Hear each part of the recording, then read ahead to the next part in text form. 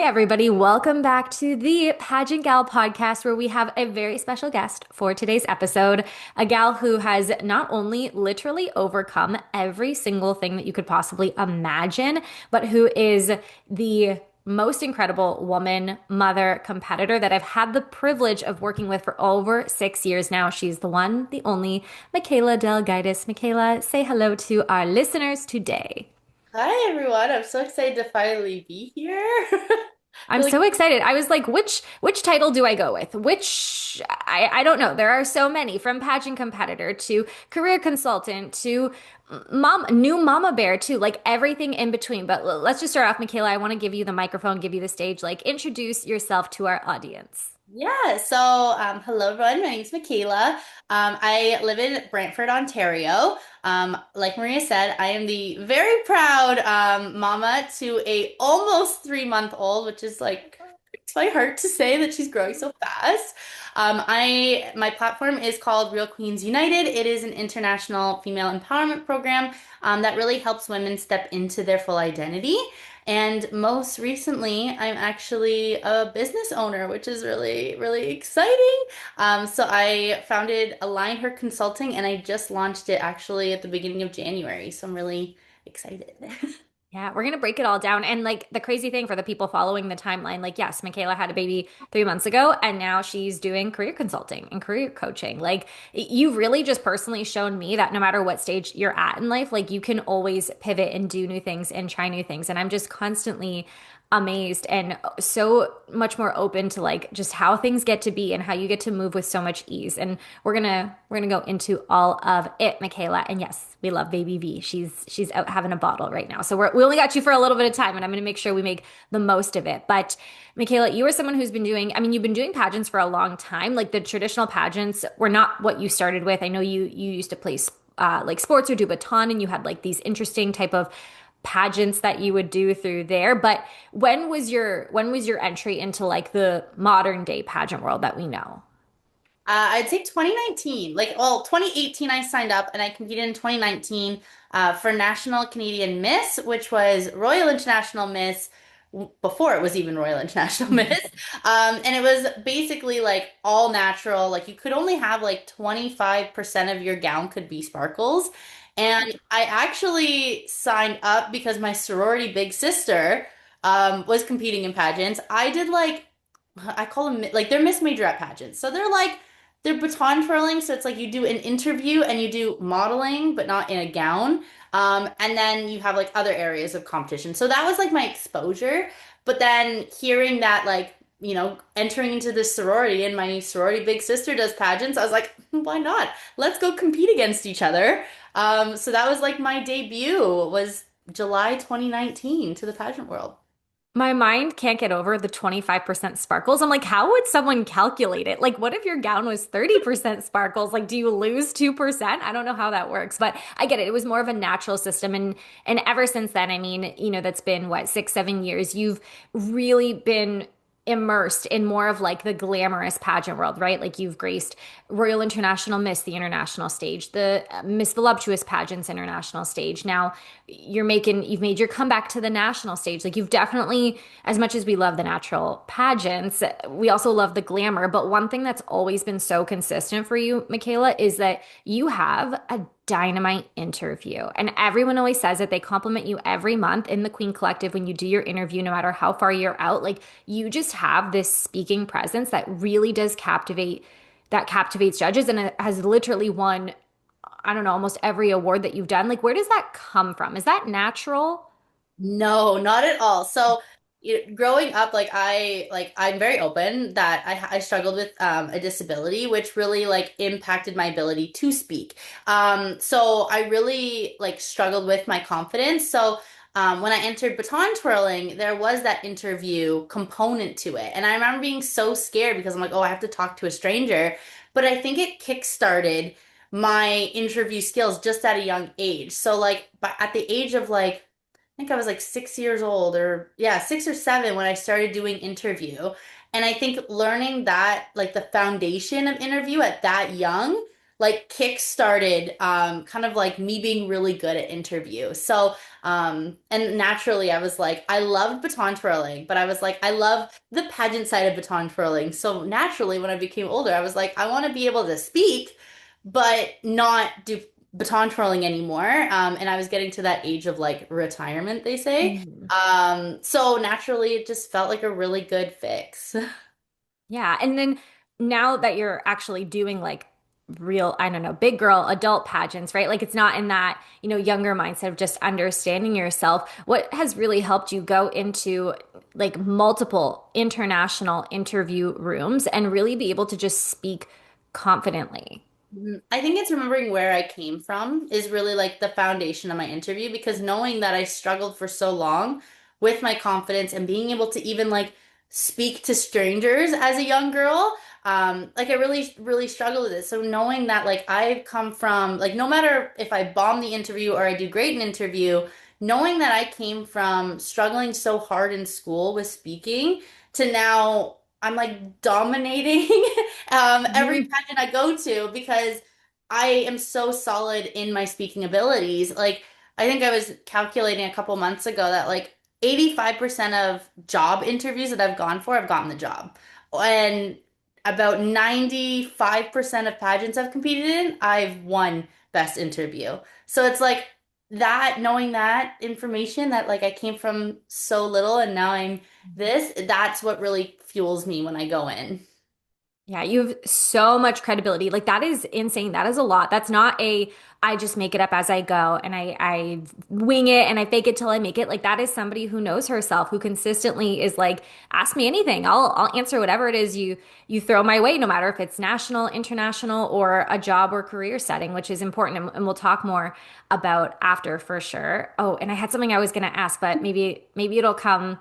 Um, Maybe it'll come back to me. Oh, I know what it was. So it's so interesting too, because like my start to pageants, I got started in 2016, right? And I felt very much like you in a way when you came into pageants. Interviews have always been very easy for me, but I had a very much different upbringing. Like I played sports, but I never had to do interviews growing up. And so it's just so interesting that we came from such like parallel backgrounds, I would say. But yet we both have this like very strong understanding of ourselves and just like this ability to speak. So I just want people to know from this, it's like, oh, you don't have, it's not necessarily just you're born with it or like you have a good upbringing or bad upbringing or anything. It's like it's a skill that you develop over time that can help transfer into like any arena of life, right? Absolutely. And I think too, like what really helped me was in university, this was pre-pageants, like I was kind of thrown into doing a speaking gig and like not knowing what to do. And I just like word vomited and it literally like came out as like the best speech ever during that conference. And that was like, I was like, oh, I'm actually good at this stuff. I'm actually good at just like talking. And now I'm like really like glad that I'm like I realized that my voice is now here, which is like really exciting. Okay, I want to spend a lot of time here because I know the gals listening to this podcast, and it's something I'm always hearing is like they want to speak more. They want to use their voice. They want to be on stages. Like, yes, we know it's nerve-wracking. We know that we're being judged and you might mess up, but as women in pageantry, as pageant gals, like we just have so much that we want to share. And I just find that making that impact with our voice is so powerful and so validating. Like you said, you didn't even know what you were saying, but you just know that the impact was there. So, in terms of, how does speaking in interview differ from speaking on stages in terms of the preparation and how it feels and the impact? I find like going into an interview room, it's more of that one-on-one connection, which I really enjoy. So that's why I think I'm good at it, is because I like to learn new people and I like to share my story with people. Whereas the stages, it's a little bit more intimidating. Mhm. Preparing for that, I'm always kind of going back to that core story of like, okay, like this is the evolution of who Michayla is. And for some reason, it just comes really natural. I think for so long I've struggled with, finding my voice that now I'm like, my voice is here and it's staying. But going into any speak engagement, I'm still nervous. Like I've spoken Mhm. on like very big stages, and every single time I'm so nervous because I'm like, I always get that little like self-doubt where it's like, oh, they're not gonna care, or I'm gonna stumble, or I'm gonna mess up. Like I'm always very anxious going up, but once I'm on a stage, like I feel like all pageant women experience this, but once you're on stage, you're like a different person. And I feel like that's the same vibe that goes into like me speaking on stages or me going into an interview. hmm And it's different settings. And I just want to really emphasize you're like, I know where I came from. I know my core why. I know my core story. And that's a huge facet. I'm like, we can't develop these skills and confidence from the outside in. It's not just let me learn, work on the speaking, let me learn the interview tip or the strategy, or let me just get on the stage. It's like, do you really know yourself? Like, have you really made that connection and understanding with where you used to be to now? It doesn't have to be this dramatic roller coaster of a ride, but you have to know yourself first in order to develop the skills even stronger. And it's funny, my sister and I were talking the other day, and I was telling her, I was like, I was having a lot of anxiety around something. And I was like, Michelle, I've never felt this level of anxiety before. And she's like, but you do pageants and you speak on stages. I was like, yeah, no, I'm like, I get nervous. But it's not like this. And it's because, I know myself so well and I've made such a connection that being around other people just doesn't stress me out. It doesn't worry me so much because like I know I've got my own back and I know no matter what, like I know how to implement the strategy and skills that I've learned. So it's just I want the girls here to know like yes, you absolutely can develop this. It doesn't have to be just like blackout every time you go in or like you're riddled with anxiety and nerves that you can't even speak clearly and then you don't feel good when you walk out. That's not what anybody wants and you deserve to shine and feel like, okay, I gave myself a fair chance at this. And so you've done every interview training under the sun of mine. But outside of that, what is like your biggest interview strategy, skill, or tip that, helped you practically? hmm I think really like when it comes to like competition, job interview, anything, any space, Mhm. I like shut everything out. So before every speaking gig, before if you've ever competed with me, you know that like before I go on stage to speak, I don't talk to anybody. I am in my Mhm. bubble, and I find that that really helps kind of tune out the outside world. And I'm just like, hey, these are the points I want to come across. Whether that's in my speaking engagements, my career or pageants, I'm like, hey, what are the things that I really want people to know or I want people to take away? I've written them out, but then I almost like memorize them. I'm like, okay, like these are the checklists that I want people to know about who Michayla is. Because there's a lot to Michayla. So like a lot of the times I'm like, oh, which ones are selective? But I find tuning out is really helpful to me. Like I used to use like noise canceling headphones when I first started out to kind of eliminate that noise. And now I just kind of walk back and forth, do my own thing, kind of like hyper fixate on things. Like that way I'm not getting in my head a little bit, like, and worrying about what's going on around me. So you tune out the world so that you can tune into yourself. Yeah, That makes exactly. complete sense. Complete sense. And like it's strategic, but it's also mindset. And it's something that, it bears being said, but at the same time, like you also just kind of knew it. You're like, I'm about to go into this thing. I know what I want to say, but like let me review it. Let me connect with that. Let me not just be absorbed by what is happening around me because our mind is so easily influenced by what's around us. And it's just as simple as, hearing a delegate walk out and be like, that was so nervous, that can totally trip you up. Or you're standing before you go on stage and then your mindset comes up and it's like, oh my gosh, what if I forget the speech? And then that's your default going on. So it does bear repeating that you have to prime your mind and you can't just have a strategy. You have to like prime and practice and implement it right up until game time and go Yeah, mode. yeah, exactly. Yeah, and like I mean, you speaking the way you are, it's just flawless. Like you are the testimonial that you are the interview juggernaut. Kind of like adding into this now, going into more of like the career space. What do you think is a mistake that women are making when it comes to interviews, both in pageants and their careers, that might have them not having the best interview or not landing the job?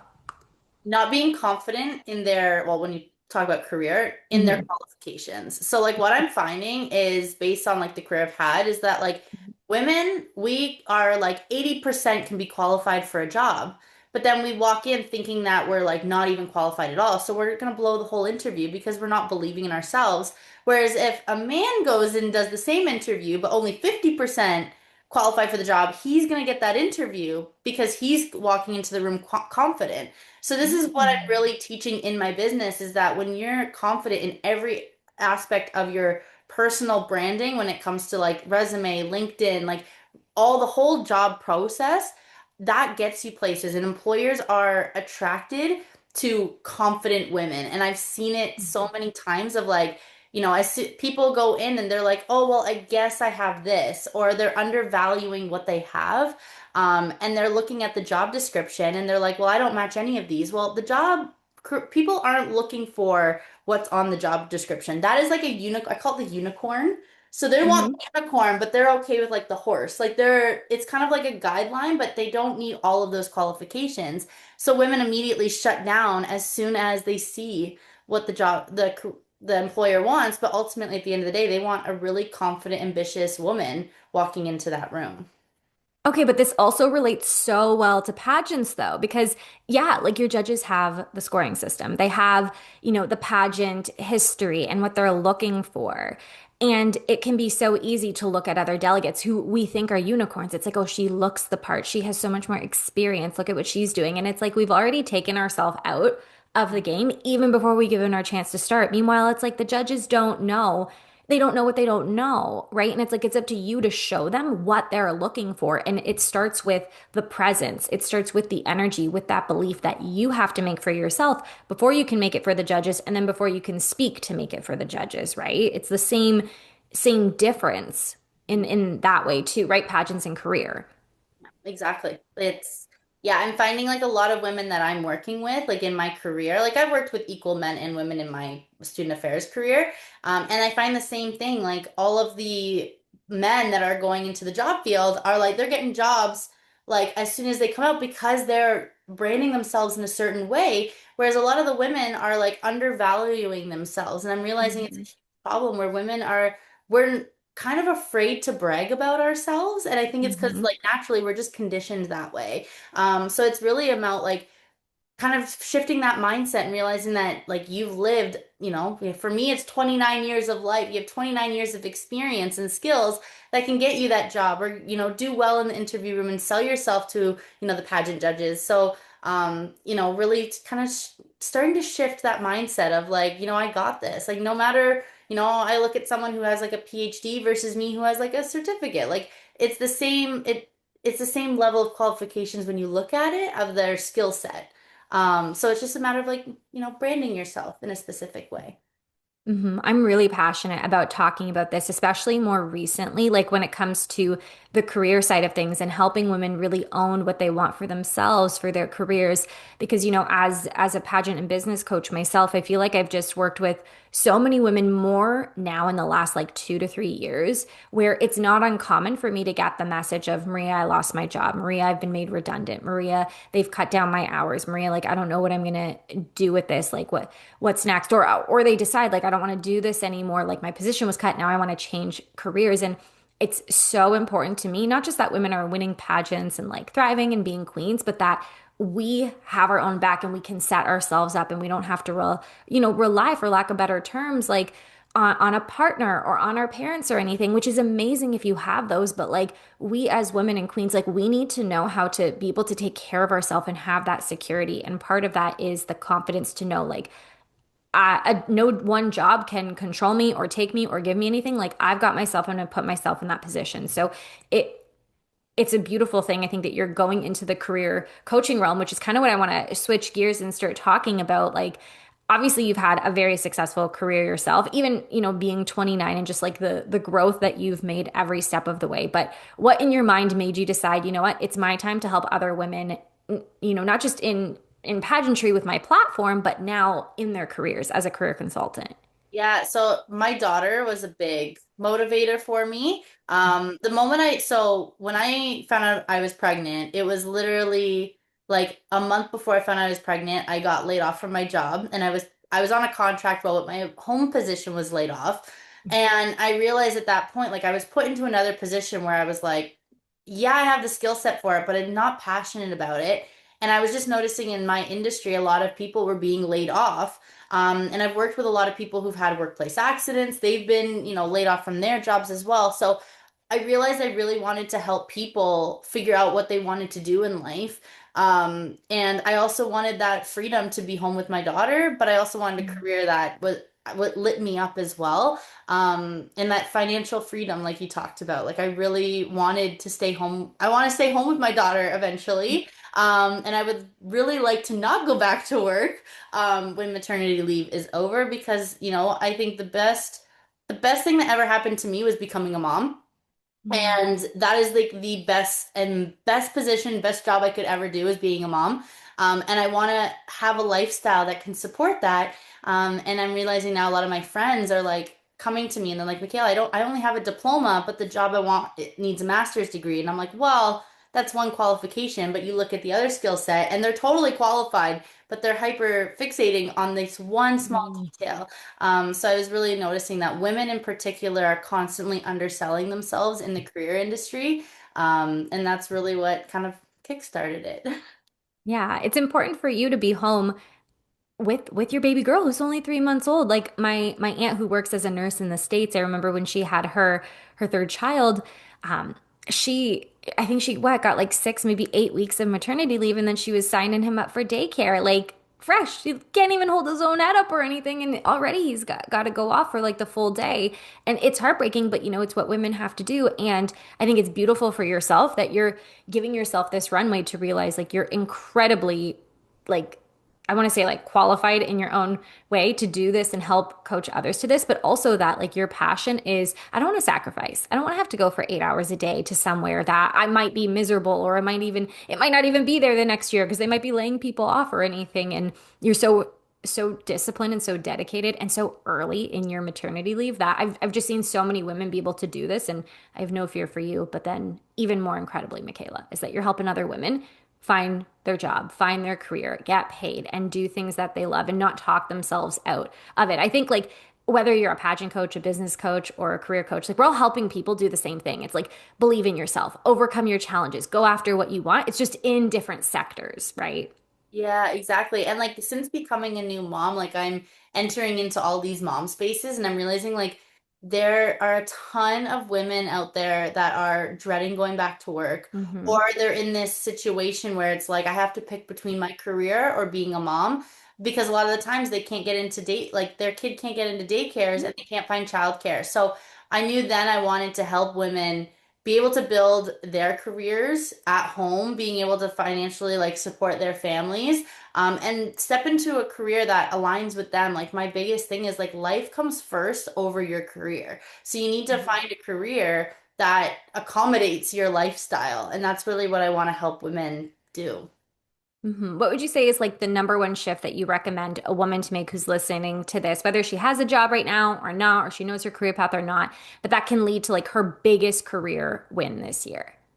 Really getting to know what your non-negotiables are. So I talk about like what you really want from a job. So when I sit down with clients, I'm always like, okay, like, do you want to be part-time? Do you want to be full-time? Do you want benefits? Like really Hmm. understanding what it is you're looking for. And then looking at your skill set, looking at your experiences. Like I always tell women that like I have pageant girls in my DMs and I'm talking like even pageants is a skill set that you can easily market to an employer. Hmm. Really looking at every single asset of your life as a skill set and marketing in a way. So really getting to know who you are and writing it out on paper. My best practice, and I actually stole it from you, is the one writing down the 100 successes.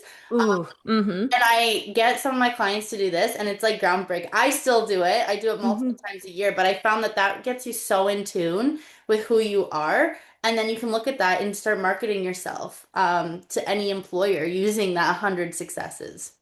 Yeah, it's such a great win to like shift your mindset. I love it. And for those that don't know, it's essentially it's exactly what it says. It's like you write down 100 successes that you've had. At first, we always start with the container of like your whole life, right? That way it's like your mind doesn't have to limit to like this year. It's like just anything you've ever done or achieved to write it all down. But what the mind does is it stops around like 30 to 40 usually because we're only focusing on like big wins. And then what you have to do is you have to shift into really seeing what a win is and starting to look at the things that we might take for granted or not think that are wins. And then it's like, okay, wait, no, like I was able to buy like this cup or my friends bought me this cup. Like that's a win that I've had. And it starts to shift you into more of that let me see where I'm winning in life because I don't want to have this take me 10 hours to do. So let me focus on all the wins. And then eventually you start cutting down the time of like, okay, 100 wins in the last 5 years, 100 wins in the last year, 100 wins in the last 30 days. So you end up seeing you have wins every day. So I'm glad that you're doing that. And I wanted the gals here to be able to take that home with them because it's a beautiful mindset practice no matter where you're at. That you might think, how does that help with my career? But it does. It helps shift you into a different state, which is important to do whether you're going into a pageant or your career. Mhm. Absolutely. Okay, I want to lastly, we've got to talk about the most beautiful thing that you have, the gift that you've given to the entire world in the form of a beautiful baby girl. How has your journey to being a mom been? You're 3 months postpartum, you're launching a business. We're going to talk pageant prep in a hot second, but just how has it been being a new mom, Michayla? Gosh, if people don't see, I'm like tearing up already. My daughter is the best thing that has ever happened to me. Like I didn't when I was pregnant, I thought that my being a mom would be one thing, and it's turned out to be the complete opposite. Yeah. My biggest piece of advice is the version of you, you almost mourn the version of you that Hmm. happens pregnancy and forward, but then the day that like your kid comes here, you're a completely different person. Your priorities change.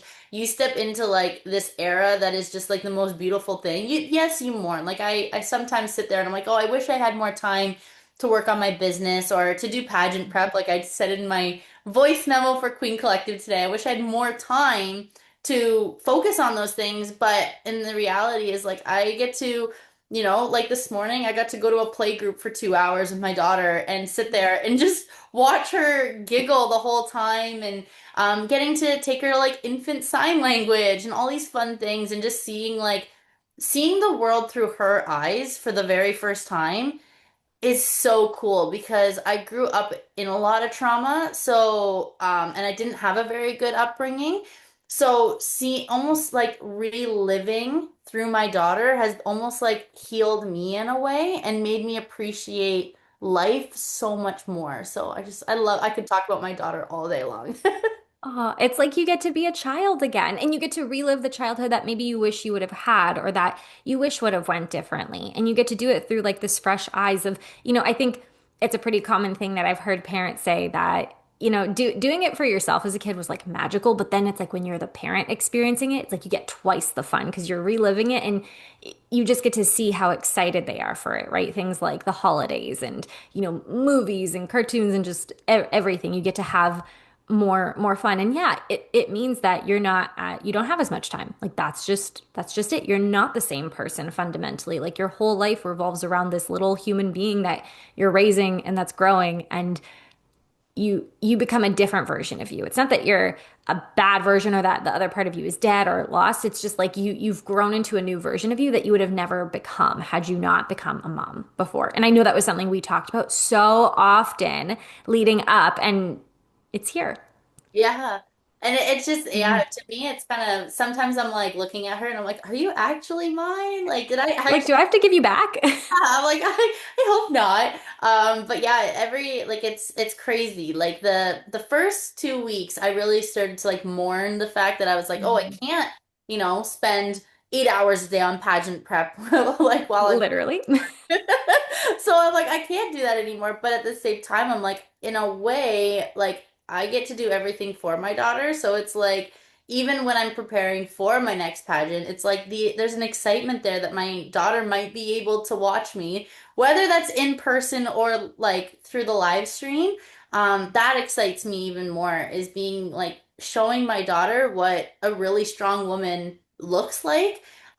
Because not everybody agrees with, being 11 weeks pregnant, competing on a national stage, or being 9 months postpartum, going to be competing on a stage. Like, not everybody believes in that, but I just can't wait for my daughter to actually see that. Like, just because I became a mom didn't mean that my whole life stopped, and that my dreams can keep going. Like, and that's the biggest thing I want to teach my daughter is that just because she's a woman doesn't mean that she has to give everything up.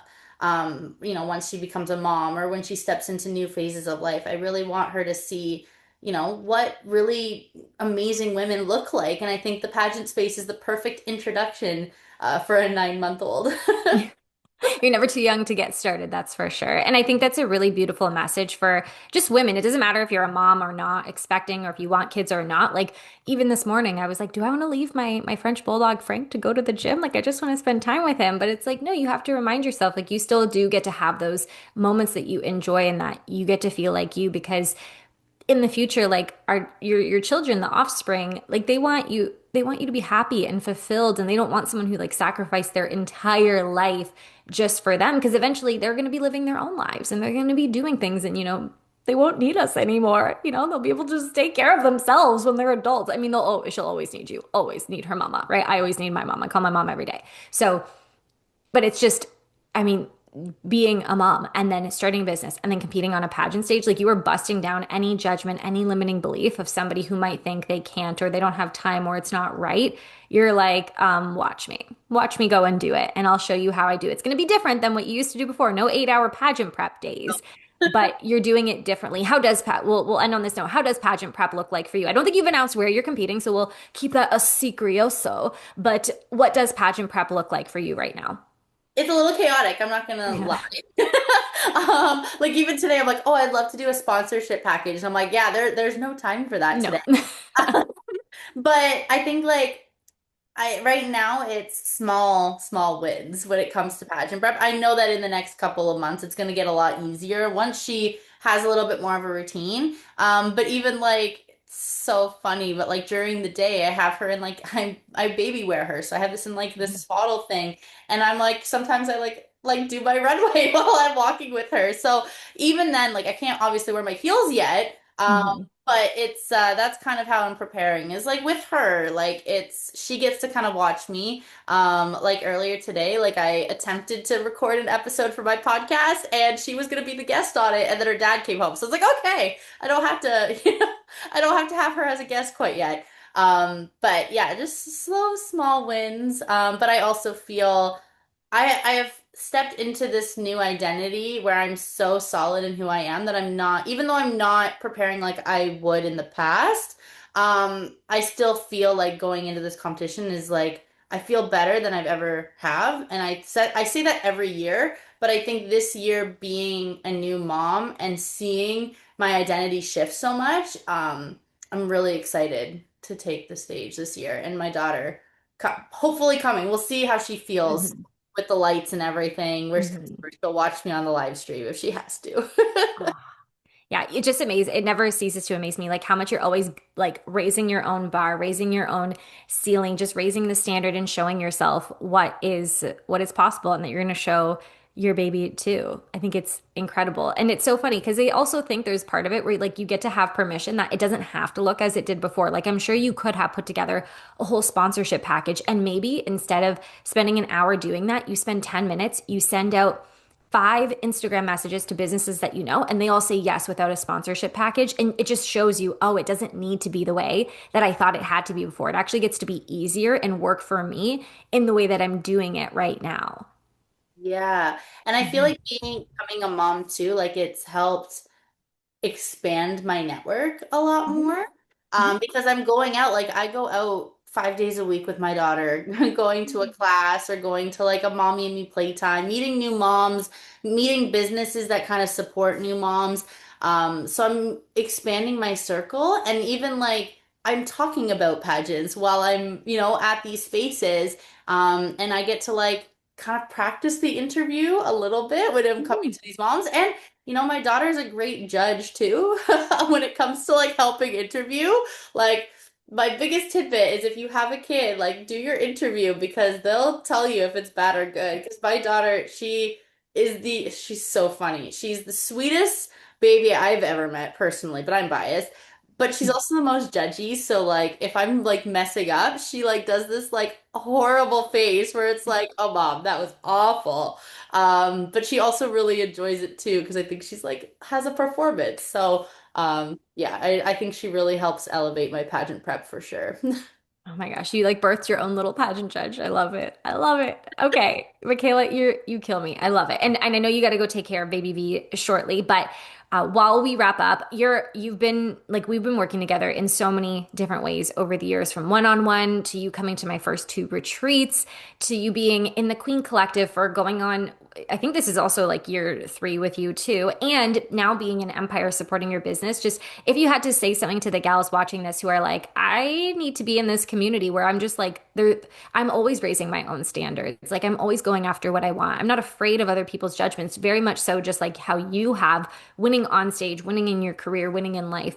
What it would be your guidance or advice, just in terms of like the ways that I'm like, we've done everything together, but if there's like one standout or one thing that you just want them to know about working in the pageant gal world. Yeah, I'd say like at first, like working with you one-on-one, I definitely loved the one-on-one, but the group space is just there's something about being surrounded by other really ambitious women.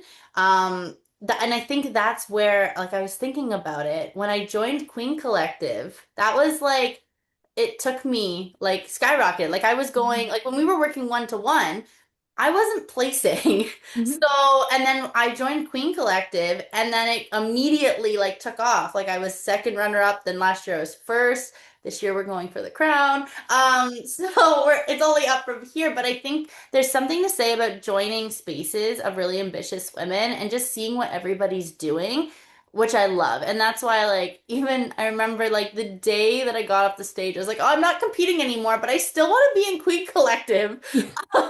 Because You called me crying. You're like, Maria, can I please not leave? I'm like, Michayla, you never have to leave. Like, this is about being the queen of your life. yeah, because it's just like the best space because we form like a little community in Mhm. itself. And even through like I remember being, 1 week postpartum and being so emotional on our call and just having all of that support really help. I think honestly, like having Queen Collective and Empire has helped me postpartum with just Mhm. managing my own mental health because it is a lot. Mhm. But I know that like each week, like I can come and I can be supported. It's not just pageant prep. Like I can be supported with my mindset or like my ambitions, like and really keep up with that accountability aspect. And really like it's really helped me keep moving forward. Because I don't think I would, if I didn't have Queen Collective or Empire, I don't think I would be continuing the momentum that I'm doing right now. Mhm. That means the world to me to hear. And I'm also so proud of you because like you've always just continued to step into the arena and found that reason for yourself when so many people, like, let's be real, most people, if they heard this podcast, they'd be like, what the heck are these women talking about? What do you mean? Like, go to your 9 to 5, stop doing pageants, like, save your money. Like, they just wouldn't get this. And I just know, like, at the core, women who I connect with, like, they don't want mediocrity. They don't want average. Like, they want to keep living and enjoying. And that's why you're like, I don't want to leave this space. Wait, like, I could stop pageants, but like, I want to keep enjoying myself. Even for me, I'm always like looking in the back of my mind, like, which competition do I want to do? Like, what might be next? Not because I need another like crown on my wall, but because I love the feeling of just living and letting myself live and enjoy and grow. And I'm like, oh, I wasn't the same person I was last year. How do I get to show up now and just give so much more and experience so much more? And that's really what this space is about. And I mean, whenever people are watching this, like you just had your birthday in January, and everyone is just like, "Happy birthday, Michayla! We love you!" And it's that type of space that, as much, trust me, working with me one on one, of course, is amazing, like Michayla said. And we do have clients who place and win, but like this group aspect, like this is something that is truly like revolutionary in the pageant industry, but also for women just to heal and connect and rise together. And if that feels like a space, if you're like, oh my gosh, I need to be in a space like this, you can send me a direct message. You can apply. I always leave the link to apply for the Queen Collective and Empire below. You can message Michayla. She'll tell you all about it and be like, get your booty in there. And we would love to have you. But Michayla, again, like you'd get to be in a room with this woman. Like what an honor, right? And when this woman's time is already so limited, like when I say you're the sum of the people around you, Michayla is one of those people. Whether you're in pageants, you're growing in your career, or you just want to be more confident and speak even stronger, like this is a woman you want to be around. And if you're also looking to develop yourself in your career, hire Miss Michayla. I'm going to drop it. It's Align Her Careers, right? That's the name of the biz. Align her dot careers is my handle. Yes, I'll drop both of like your personal Instagram and your business Instagram so that someone can message you. Right now, you're offering intensives to work with you because she is a new mama. She doesn't got all the free time in the world, but she does have time to help you be able to grow your career, earn more income, find alignment in what it is that you're doing, and even elevate your interview skills both in pageants and in your career in life. So message Michayla for all of that. Michayla, thank you for coming on. We're so happy that we got to have you and take your precious time away from baby B, but we'll let you go. We'll let you go back to her, and we look forward to having you on in the future, I'm sure. Absolutely. Thank you so much for having me. This was so much fun. It was a great baby break. You're welcome. And as always, chin up, crown on, and we'll see you all in the next episode.